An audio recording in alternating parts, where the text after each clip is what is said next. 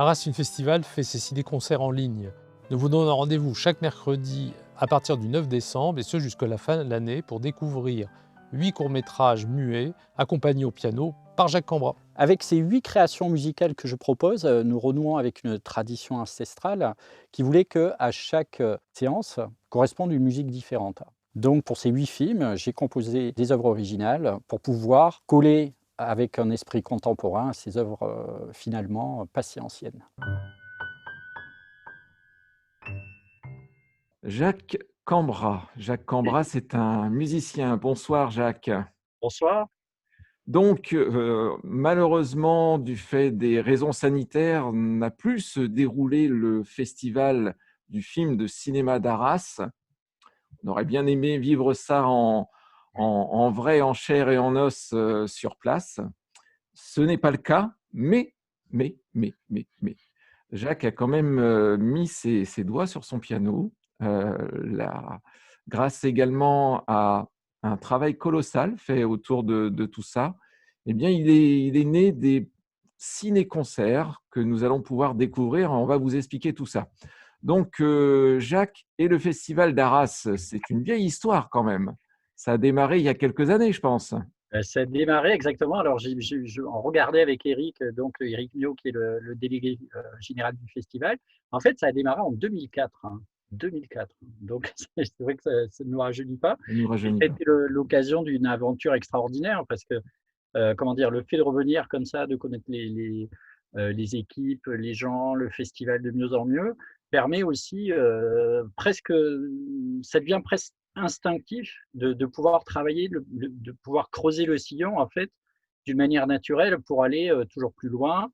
Je me rappelle qu'en 2004, j'ai commencé avec un solo sur Métropolis où j'ai fait 2 séances. Une séance, c'était à l'université à l'époque, si ma mémoire est bonne, et aussi à Saint-Paul, qu'on a doublé à Saint-Paul-sur-Ternoise pour le festival Aurore les Murs. Et il y a à peu près, alors là, j'ai pas les dates exactes, mais je crois que c'est 2012, la première année, où il y a eu le festival avait déjà des relations avec le conservatoire, faisait des projets chaque année avec les élèves du conservatoire. Et en 2012, il s'est décidé que on puisse faire une collaboration avec en ciné-concert comme ça. Et depuis 2012, en fait, je fais maintenant un ciné-concert, alors en petite formation, soit en solo, soit en duo, soit en trio, avec des musiciens professionnels.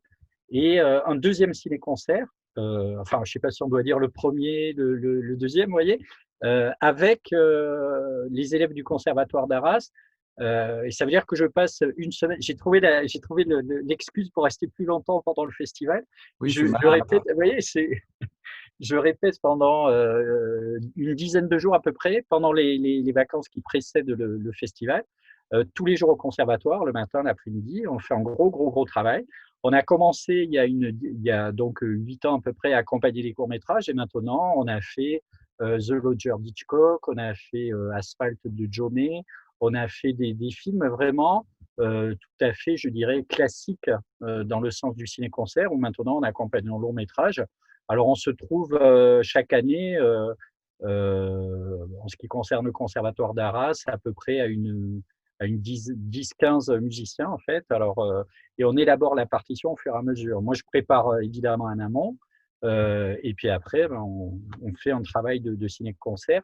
Et ce qui est vraiment intéressant, c'est que ben, il y a le croisement entre le ciné-concert que je fais moi en solo ou en petite formation, et le croisement avec le travail. Ça veut dire que les élèves ils peuvent assister à ça, mais ils sont aussi force de proposition en me disant, mais tiens, tu as fait ça, etc. Ou alors moi je dis, bah, tiens, vous voyez, il y a une porosité en fait entre les deux projets. Et, oui. et c'est ça qui fait, je dirais, un peu une espèce de complétude en fait. Il y a vraiment, les ciné-concerts sont très ancrés dans le festival et vraiment on peut montrer toute une palette de possibilités d'expression. Donc ça, c'est vraiment quelque chose qui est formidable. Et je ne vais pas faire de réponse trop longue, mais j'ajoute juste qu'en fait, en plus, les ciné-concerts sont intégrés dans des thématiques. C'est-à-dire que, par exemple, il va y avoir la thématique braquage en tout genre ou aventure dans l'espace ou quoi. Ça veut dire qu'il va y avoir une dizaine, une quinzaine, une vingtaine de films sonores, hein, tout à fait contemporains, etc. Mais il y a généralement une avancée dans le temps et on commence par le cinéma muet. Par exemple, quel a été le premier film noir? Quel a été alors le premier entre guillemets bien sûr, hein, mais Bien sûr. quel a été les prémices du film noir, du film fantastique, du du film de suspense, etc., etc., etc., de science-fiction. Et ça permet en fait d'ancrer le ciné-concert dans le festival en étant intégré dans une thématique plus générale. Donc ça, c'est voilà, c'est petits oignons, quoi. Et donc cette année, bon, le festival ne pouvant se dérouler en physique, il a été pensé avec, Éric Miot, l'équipe, du Arras Film Festival et puis vous, Jacques, de pas laisser quand même les gens comme ça et puis, il faut faire vivre. Il faut faire Oui, vivre oui, le cinéma et la musique, hein. Je pense que c'est oui, notre envie à tous. C'est pour ça aussi que Cinématique sans toc et Radio Mercure s'associent depuis des années, au niveau du festival et encore plus cette année puisque nous souhaitons relayer cette aventure de cette année. Donc depuis, quelques mercredis, le mercredi à partir de 10 heures arrive sur la chaîne YouTube du Arras Film Festival, un voyage sonore, musical et visuel avec des ciné-concerts. Alors déjà, comment est venue l'idée de cela, Jacques? alors, l'idée est venue d'Éric Miot, et de Nadia Pasquetto, donc la directrice du festival, qui m'ont contacté plusieurs fois et qui n'ont pas arrêté en fait d'essayer de faire évoluer le festival, bon, au gré malheureusement des différentes contraintes diverses et variées, des allers-retours entre eux, on peut pas, etc. Et donc, finalement, ce qui s'est passé, ils ont vraiment réfléchi, que ça soit pour les séances classiques, vous voyez vraiment comment faire pour garder le contact entre le cinéma, son public, le public, son cinéma, le festival, parce que tout ça vraiment est un organisme vivant, quoi, finalement. Hein. Bien sûr. Et c'est vrai qu'Éric et Nadia sont très forts pour je dirais, tenir la durée dans cet état d'esprit-là de création, en fait. Quand on, comment dire, moi comme je vous disais tout à l'heure, depuis 2004, il y a eu vraiment toujours cet esprit de qu'est-ce qu'on va faire l'année prochaine, qu'est-ce qu'on va, vous voyez, et c'est vrai qu'on s'entend bien là-dessus parce que le, le, le, dès qu'un projet est fini, c'est là que ça commence en fait, en quelque sorte. C'est-à-dire, on a fait un projet, ça a donné d'autres idées, et souvent, c'est très agréable parce qu'on se voit après le festival et on se dit, eh tiens, ou pendant le festival, déjà, il commence à y avoir des idées pour l'année prochaine. Donc là, c'est sûr qu'avec la rupture brutale qui s'est déroulée, Eric et Nadia m'ont appelé en mars pour des, vous voyez, on sent qu'il y a quelque chose de diffus dans l'air. Et là, ils m'ont contacté il y a quelques temps. Alors, il y a quelques semaines ou peut-être un mois et demi, je ne me rappelle plus exactement, pour qu'on se voit, parce qu'ils avaient avancé, vous voyez, sur cette idée d'intégration dans le festival.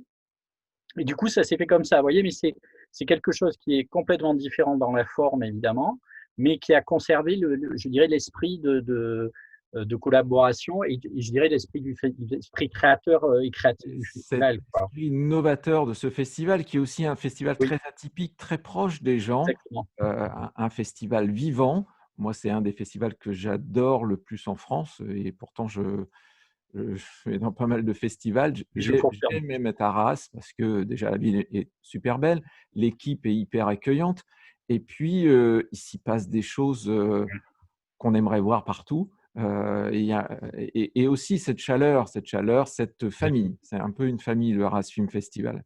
Et ça, à travers ces programmes donc proposés, ça a été construit autour de ça aussi. Alors, le premier a démarré le mercredi 9 décembre. Alors, ce qui est bien, c'est que ces ciné-concerts, on les retrouve tout le long du mois de décembre, je crois jusqu'au 5 janvier.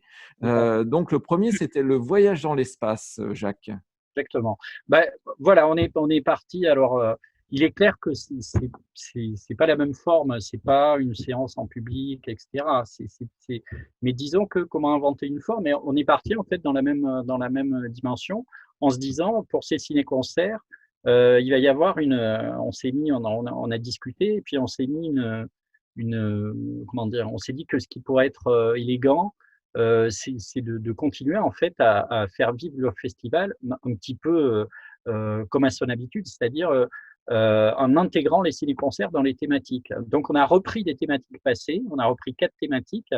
Donc, la première, c'était Voyage dans l'espace, 4 thématiques du festival. Et en cherchant, en fait, et ça, c'était passionnant, parce que cette partie recherche de films a déjà été passionnante, parce que c'est difficile de programmer. Les 4 programmes qu'on a construits durent autour de 20 minutes. 20, 25 minutes, le plus court, je crois, fait 18 minutes.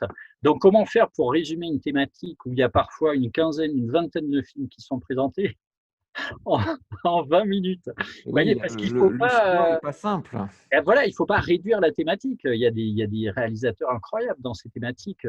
Donc, du coup, il a fallu se creuser la tête pour essayer de constituer des programmes à partir des thématiques, et on s'est tourné naturellement vers vers qui on pouvait se tourner.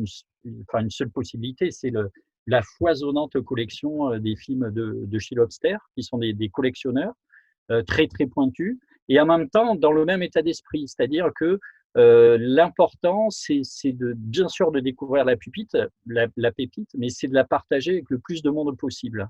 C'est vraiment c'est le même état d'esprit. Et du coup, donc, on a trituré le catalogue Lobster, euh, et on a réussi à vraiment. Euh, Là, je suis encore en train de retravailler sur le post-montage aussi pour les 4 programmes. Et vraiment, on a sélectionné 8 films. Alors, de mémoire, ça doit être de 1902 à 1924. Il y a 6 réalisateurs différents, et en même temps, il y a 6 mondes différents, mais qui sont agrégés dans 4 thématiques. Voilà. Et vraiment, on est content du résultat, parce que le travail a commencé dès le départ, même avant d'essayer de réfléchir la musique, etc. L'idée, c'était vraiment de croiser comme ça cette possibilité qu'a le cinéma muet, mais dans une forme réduite de Oui, 20 minutes. parce qu'il faut Donc, c'est dans une vingtaine de minutes, il faut pas rater son sujet, comme on dit. Il y a exactement. foison d'expressions, il faut tomber sur la bonne. Alors, moi, j'ai vu pour l'instant la première, je vais me mettre ce soir la seconde, qui sont Les Sales Gosses, et la première, Le Voyage dans l'espace. En plus, le deuxième film, je le connaissais, mais le premier, je ne le connaissais pas. C'est vraiment une merveille. Ah, c'est C'est extraordinaire. Un tout film oui, Trip to Mars, avec le personnage de Coco le clown, qui a oui, été inventé donc par les frères Fleischer. Alors, ce qui est amusant, vous voyez, quand on connaît un petit peu la jeunesse des réalisateurs, ce qui est amusant, c'est que le film ressemble en fait à la manière dont il a été créé. En 1915, Max Fleischer, qui était un animateur, donc qui faisait du cinéma d'animation, a photographié son frère dans une tenue de clown pour utiliser un outil qu'il était en train de mettre en place, qui s'appelle le rotoscope.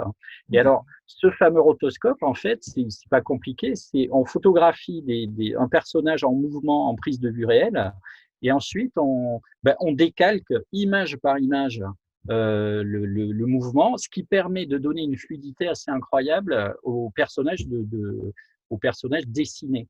Sauf que c'est un travail, c'est et je colossal. crois de mémoire, ça a pris un an, parce qu'il a fallu décalquer 2500 images. Enfin, Oui, c'est c'est un travail. image par image, c'est énorme. Image pas.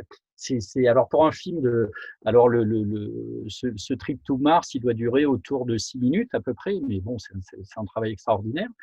Mais du coup, ça donne une espèce comment dire, de côté, une fluidité assez incroyable. Il faut préciser que c'est un mélange de prise de vue réelle parce qu'on voit Max Fleischer dans le film et en même temps on voit son personnage dessiné, Coco. Il y a une virtuosité incroyable, mais il y a surtout, enfin je sais pas ce que vous en, si vous serez d'accord, mais Et beaucoup de poésie en fait. ah oui, totalement, c'est vraiment, on part là, Ouais, c'est super. par ailleurs, en plus, évidemment, avec la musique qui nous accompagne et puis aussi le montage qui est fait au niveau visuel entre les images, merveilleusement réalisé. Je ne connais pas le studio qui a réalisé, cela avec vous. Alors, en fait, ils ont commencé en 15, ils n'avaient pas leur propre studio. Je crois que le premier Coco, ça doit être 1919, c'était des studios qui s'appelaient Bray Studio. Ensuite, ça a tellement bien marché qu'ils ont fondé leur propre studio qui s'appelait Inkwell Studio. Inkwell, c'est l'encrier. Et ils ont fait cette série, donc, d'Oueman Coco, qui s'appelle Out the Inkwell, qui veut dire en dehors de l'encrier. Et à chaque fois, on voit le personnage qui sort de l'encrier comme ça, Max est en train de dessiner, et à la fin, il rentre dans l'encrier à nouveau. Et donc, c'est un personnage qui a duré, en fait, à peu près de 1919 jusqu'à 1930, où il a été intégré avec le personnage de Betty Boop qu'ils ont inventé également. Évidemment. Et c'est Voilà. vrai que cette technique-là, bon, beaucoup plus tard, on la retrouve, dans Roger Rabbit, c'est la même technique. Bon, Dans évidemment, Alien, enfin, c'est extraordinaire, quoi. oui, oui, on retrouve vraiment cette technique après, donc on s'aperçoit que bon, elle date pas d'aujourd'hui et que le cinéma est un éternel recommencement et qu'il y a eu un jour des gens qui se sont dit: «Tiens, je vais faire comme ça». Depuis le mercredi 16 décembre, on a Sale Gosse. Le mercredi 23 décembre, on aura la thématique en ville et on terminera le 30 décembre avec, braquage en tout genre. Donc tout ça, ça reste disponible sur la chaîne YouTube jusqu'au 5 janvier. Sale Gosse, par exemple, ça a été, comme ça a été diffusé à partir du 16 décembre, ça a été enregistré à quel moment? Combien de temps Alors, pour faire ce travail de post-production? en fait, pour ce qui est de l'enregistrement, il y avait plusieurs choses. Donc, généralement, vous savez, un enregistrement, ça se passe sur pas beaucoup de temps. C'est-à-dire, on enchaîne les programmes et puis moi, j'ai enregistré au piano. Alors, je me suis préparé pas mal avant parce que je tenais absolument et on tenait absolument à conserver la notion de direct. Donc, je n'ai fait qu'une seule prise à chaque fois. Alors moi, Donc c'est vraiment enregistré dans les conditions du direct. c'est enregistré dans les conditions du direct. Alors, il faut admettre que c'est ce que je préfère en fait. C'est-à-dire que faire beaucoup, beaucoup de prises et voilà. Donc, disons que c'est ça. J'étais très content qu'on fasse dans les conditions du direct pour l'esprit de la chose, mais c'est quelque chose que j'aime beaucoup. Même si ça demande beaucoup de travail, beaucoup de tension, parce que bah, si on fait une fausse note, on peut pas refaire, donc il faut On pas faire de fausse redémarre. note. Voilà, c'est comme quand on tourne un plan séquence en Un fait. plan séquence, c'est Voilà. effectivement Et ce que j'allais dire. exactement. Mais il y a beaucoup de, c'est étonnant parce qu'il y a vraiment énormément de liens avec entre musique et cinéma. Et la deuxième chose auquel là vraiment je tenais beaucoup, c'est qu'on a tous vu plein de films sur le net avec de la musique, etc. Et je voulais vraiment qu'on ait la sensation du direct. Donc, ce que j'ai demandé, c'est qu'il y ait vraiment une captation qui soit faite. Alors, on a fait les présentations des films, mais je voulais que pendant que je joue, il y ait une captation qui soit faite des mains, pour que de temps en temps, il puisse y avoir une image incrustée, synchronisée. Alors, c'est un peu un travail d'orfèvre parce qu'il ne faut pas déranger le film, mais en Oui, même temps, il faut superbe. absolument donner cette impression de direct. Et C'est vraiment ça, superbe. C'est bah, c'est super. magnifique parce qu'on voit à la fois, on s'imagine dans la salle et c'est là la force de ces ciné-concerts, c'est qu'on est aussi là le public. Alors c'est vrai que peut-être pour vous, c'était compliqué dans le fait d'imaginer un public, mais nous, on est vraiment au concert et au cinéma. Si en plus on met ça sur, sa télévision, sur l'écran le plus grand possible, Ouais, ouais, oui, oui, ça, c'est, voilà. on voyage. Bah, bah, écoutez, ça me fait très, très, très plaisir, mais c'est vrai que c'était difficile, oui et non. Après, ça vient dans un tel moment comment dire, de manque et de musique, de cinéma, de public. Mais on parlait tout à l'heure du côté créatif du Festival d'Arras, mais c'est vrai que on s'entend bien là-dessus parce que il va y en avoir généralement un des trois qui va dire, tiens, on pourrait faire ça, et puis l'autre qui dit, tiens, il y a ça, ça. Et ça, vraiment, ce côté, je dirais, incrustation d'images pour que en fait, le public, vu qu'il peut pas être présent, et ça, c'est un gros manque, il fallait lui donner la possibilité de ce qu'il n'a pas d'habitude, c'est-à-dire c'est d'être sur scène en fait. Parce que là, on voit les mains en gros plan, on voit le clavier en gros plan parfois pendant que le film se déroule. Oui, Et finalement, on en voit plus que que sur- la plupart du temps, en tout cas de sa place, on a toujours le même plan séquence pour le coup. Exactement, Et exactement. là, on voyage, on a vraiment différents plans qui sont qu'un plan séquence euh, pour nous en tant que spectateurs. Et c'est vraiment très intéressant et c'est enivrant. On a vraiment cette C'est super. immersion, on a une immersion. Ouais. Ça fait c'est vraiment ce qu'on a essayé de mettre en place, sachant, vous voyez, qu'on ne s'interdit jamais quand on fait un projet avec Eric et Nadia, vraiment d'aller chercher du côté pourquoi pas, de la forme alternative. C'est-à-dire, on a une contrainte. De toute manière, le ciné-concert, c'est un métier de contrainte. Oui. Généralement, l'écran dérange le musicien qui ne voit pas assez, mais qu'en même temps, s'il n'y a pas comment dire, c'est vraiment un spectacle vivant. Et, et moi, je tenais vraiment, en tant qu'artiste, à partager avec le public en ligne. C'est comment dire, un public qui est dans une salle. En plus, il y a cette dimension qui est intéressante, c'est qu'un public qui est dans une salle, généralement, il est pas captif, mais disons que il est venu exprès, enfin, il s'est organisé, il a pris son billet, il a arrêté comment dire, il était avec des amis, bon, il s'arrête, il se met en disposition comme ça pour voir le spectacle. Tandis que là, on est devant son écran et il faut arriver à capter vraiment, vous voyez, cette dimension de direct. C'est un petit peu pareil. On dit souvent que on peut pas filmer le théâtre parce que il y a quelque chose qui se perd. Et il y a des gens ou l'opéra, il y a des gens comme Lozé qui ont fait un travail formidable justement Oui. sur la forme cinématographique de l'opéra. Et là, finalement, ce qui était vraiment intéressant et même passionnant, c'était d'essayer voilà, de faire un travail sur la forme cinématographique du ciné-concert, en quelque sorte. On est effectivement plus loin que le ciné-concert. On est sur un film qui est un ciné-concert. Donc, Oui, voilà, c'est on a du cinéma et le pari est gagné parce que c'est exactement ce que, en tout cas, personnellement, j'ai ressenti en voyant le premier et je ne doute pas que c'est ce que je vais ressentir en regardant la thématique sale gosse ou en ville et braquages en tout genre. Donc, les enregistrements se font combien de temps? Est-ce que tout est enregistré aujourd'hui? Non? Tout est enregistré. Ça s'est fait en une journée, en fait. On a enregistré l'intégralité des programmes. C'est pour ça qu'il faut bien se préparer avant. Oui, il y a un Donc, gros travail de répétition quand même avant. de répétition, de concentration, de recherche, parce que, comme on l'a dit tout à l'heure, hein, les films sont très différents, les réalisateurs sont très différents, et il faut qu'en un instant, en fait, on passe d'un univers à l'autre. Et ça, la musique, c'est un petit peu, vous savez, comme l'assaisonnement. Dans une cuisine, si vous ratez l'assaisonnement, c'est immangeable, quoi. Voilà. C'est Et là, clair. c'est un peu pareil. Mais si vous êtes dans un pays du Sud, un pays du Nord, l'assaisonnement, il va y avoir un peu plus de piment, un peu moins de piment, etc. Et donc, il faut arriver à donner comment dire, vous voyez, immédiatement, le film commence, dès la première note du générique, il faut qu'on soit ailleurs du film précédent, ailleurs du film suivant. Et donc ça, c'est vraiment un travail de concentration qui s'apparente un peu, j'avais fait de la comédie musicale, j'avais travaillé là-dedans musicalement, j'étais musicien, et la chorégraphe, qui était une dame incroyable, qui avait très très très âgée, qui avait travaillé avec plein de grands musiciens, metteurs en scène, etc., me disait toujours, le principe du musical, c'est la fin de la dernière note d'un morceau et de la première note du morceau suivant. C'est-à-dire qu'il faut qu'en même temps, ça conclut un numéro, mais qu'en même temps, sur les applaudissements, il faut qu'on parte. Cette dernière note, c'est aussi la première note du.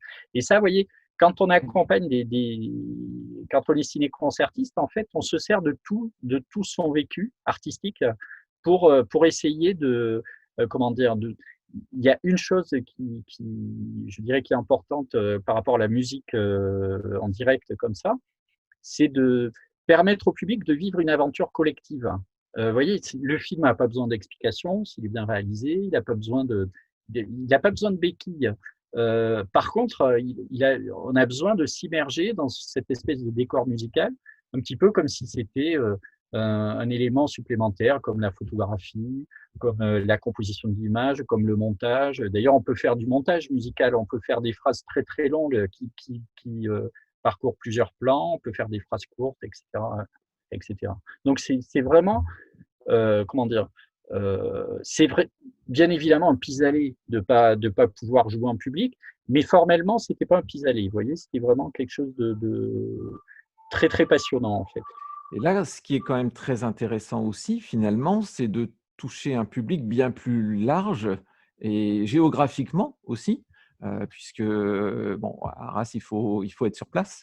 Là, l'avantage, c'est aussi d'être, à n'importe quel endroit dans le monde et pouvoir assister via les réseaux sociaux et via, la chaîne YouTube, du festival Arras Film Festival, d'assister à ces ciné-concerts et au moment où on le souhaite. Donc il y a quand même, c'est une autre mesure, peut-être aussi une originalité. Bon, évidemment, on gardera, j'espère bien qu'on gardera, Mmh, dans l'avenir, on reviendra à ce qui se passait avant, hein, on y tient tous évidemment, bien mais sûr. peut-être, garder ça quelque part.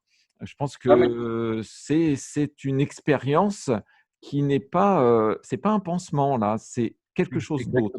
exactement, exactement. C'est ça. Ben voilà, voilà, exactement. Et si je suis content que je suis entièrement d'accord avec vous. C'est un petit peu comme ça qu'on le voit avec le festival. C'est vraiment si on propose quelque chose, c'est vraiment le festival qui propose quelque chose. Il faut que ça soit, non pas quelque chose de supplémentaire, mais de complémentaire, hein, quoi. Mais il faut que ça soit différent. Il faut qu'on puisse, ça repose la question, qu'est-ce que c'est un ciné-concert, un musicien vivant, et cetera. Et d'où la forme, qu'on a réfléchie, et qui a aidé d'ailleurs à bâtir la musique aussi. Parce que c'est pas des circonstances, «normales», je dirais entre guillemets, mais finalement, vous savez euh, le cinématographe est apparu dans les années 1800. Il y avait eu des essais avant, évidemment, Marais, enfin tout ça. Mais quand les premiers cinéastes, ou je pense aux premiers producteurs, premiers caméramans, etc., les premiers preneurs de vue de lumière, les Meslish, etc., en fait, ils étaient à la pointe de la technologie. Et il faut qu'on arrive, nous, je pense, le patrimoine n'est pas contradictoire avec la technologie. C'est-à-dire que comme c'est une œuvre, Oui, effectivement. comment on fait pour nous être déstabilisés aussi, et quelle est notre réponse en tant qu'artiste contemporain pour, continuer à exprimer quelque chose qui est important, quoi. Et c'est amusant de faire des parallèles. Enfin, moi, j'ai beaucoup d'imagination, mais c'est amusant de faire des parallèles. J'aime bien me mettre à la place aussi des gens qui découvraient le cinématographe, et c'était complètement nouveau. C'était quelque chose, c'était en même temps une invention technique, et qui correspondait vraiment à son époque, qui était vraiment la révolution industrielle avec l'arrivée, la deuxième, quoi, avec l'arrivée de l'électricité, hein, enfin du pétrole et puis de l'électricité. Et là, maintenant, on a cette contrainte très lourde, hein, qui fait qu'on est confiné, qui fait qu'on est vraiment restreint. Enfin bon, mais qu'est-ce qu'on peut en faire, hein? Qu'est-ce qu'on peut en faire artistiquement? Et ça c'est vraiment quelque chose qui est passionnant. C'est une continuation en fait d'une réflexion artistique, hein, Et c'est vrai que là, on peut vraiment saluer le festival d'Arras, Oui, l'équipe qui, au lieu de se dire: «Bon, on verra l'année prochaine», n'a pas planté le festival. Ils ont vraiment, tout tenté, hein, le festival déprogrammé, le festival, intégré, désintégré, et puis finalement, là, on a quand même un festival, il y aura des séances, bon, quand les cinémas vont réouvrir, des séances thématiques, là pour le coup à Arras et à Saint-Paul-en-Ternoise, mais également, la disponibilité de ciné-concerts pour tout le monde. C'est aussi, génial de rebondir comme ça au lieu de se morfondre et puis de dire: «Bon, rideau, on verra plus tard, on laisse passer la caravane», quoi. Euh, Euh, Moi, je dirais, je suis fan du Festival d'Arras, quoi. je pense qu'on Ça. est deux alors. Au moins. J'en connais beaucoup d'autres, donc Oui, moi aussi, il y mais a un fan ah, club. ouais, c'est extraordinaire. C'est vraiment de pouvoir continuer, ben voilà, faire quelque chose avec la contrainte, et puis avec la difficulté, et puis avec la tristesse, et puis comment on peut transcender ça, quoi. Et ça, c'est vrai que avec Eric et Nadia, c'est toujours, comment dire, moi j'ai appris plein de choses, quoi. Mais c'est même pas possible de décrire tout, parce qu'il y a une, comment dire, on vous prend comme vous êtes, hein. Vous voyez, quand vous arrivez dans l'équipe. C'est pas pour coller à quelque chose, c'est vraiment pour amener votre univers, et ça donne des choses détonnantes. Et puis il y a beaucoup de courage de continuer comme ça.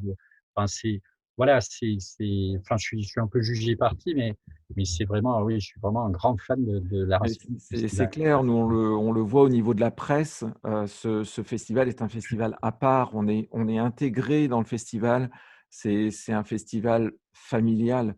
Il y a vraiment mais cette notion de famille, c'est-à-dire qu'effectivement, on vous prend comme vous êtes. Oui, Il n'y a pas de il y a pas de, oui, telle ou telle, presse va être pris de telle ou telle façon, on va avoir accès à telle ou telle chose et pas d'autres.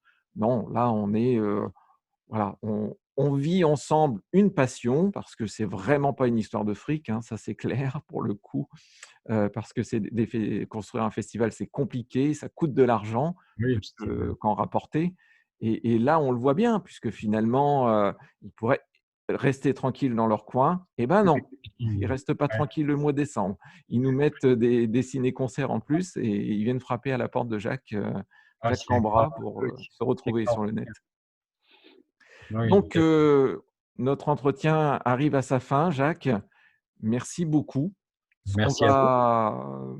on va dire, c'est qu'on vous retrouve donc tous les mercredis jusqu'au 30 décembre avec, d'autres, thématiques. Les 2 thématiques qui sont déjà, en ligne actuellement sur la page, cinématique sur la page, YouTube, du Arras Film Festival, c'est Voyage dans l'espace et les sales gosses.